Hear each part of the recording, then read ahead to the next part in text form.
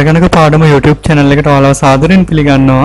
ඔයාලගේ නිවසේ ඉඳගෙනම නොමිලේ පරිගණක පාඩම් ඉගෙන ගන්න ඕන නම් දිගටම අපේ channel එකත් එක්ක රැඳිලා ඉන්න. ඔයාලා අපිව subscribe කරලා නැත්නම් අදම subscribe කරන්න. ඒ වගේම ඔයාලට පුළුවන් ඔයාලගේ යාළුවෝ අතරේ අපේ පාඩම් share කරන්න.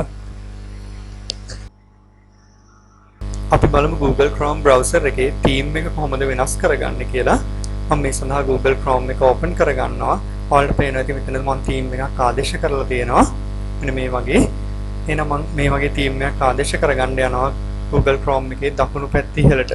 ඊට ගියාම මෙතන close button එක තියෙනවා. close button එකෙන් පල්ලෙහාට ආවම තිත් තුනක් තියෙන ලකුණක් තියෙනවා. අපි යාට කියනවා customize and control Google Chrome කියලා. එහෙනම් මම මේ customize and control Google Chrome එකට click කරනවා. click කළා මේ ලැබෙන menu එකේ පල්ලෙහාටම යද්දි තියෙන settings කියන ස්ථානය මත click කරනවා. ඊට පස්සේ මම මෙහෙම පල්ලෙහාට යන්නම් scroll කරලා පල්ලෙහාට යද්දි මෙතන themes කියලා ස්ථානයක් තියෙනවා.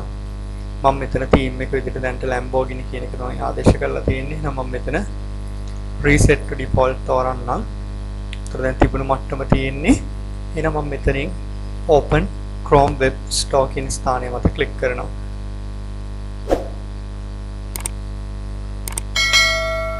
දැන් ඔයාලට පේන විවිධාකාර themes මෙතන පෙන්눔 කරනවා.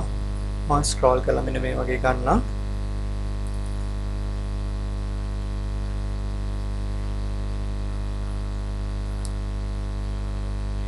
අපිට මේ theme එක හොඳයි කියලා නම් මම මෙයාවට click එකක් දෙනවා.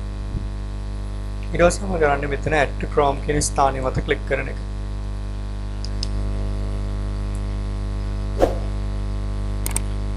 මෙතන අපි ටික වෙලාවක් ඉන්න ඕන මේක Chrome එකට add වෙනකන්.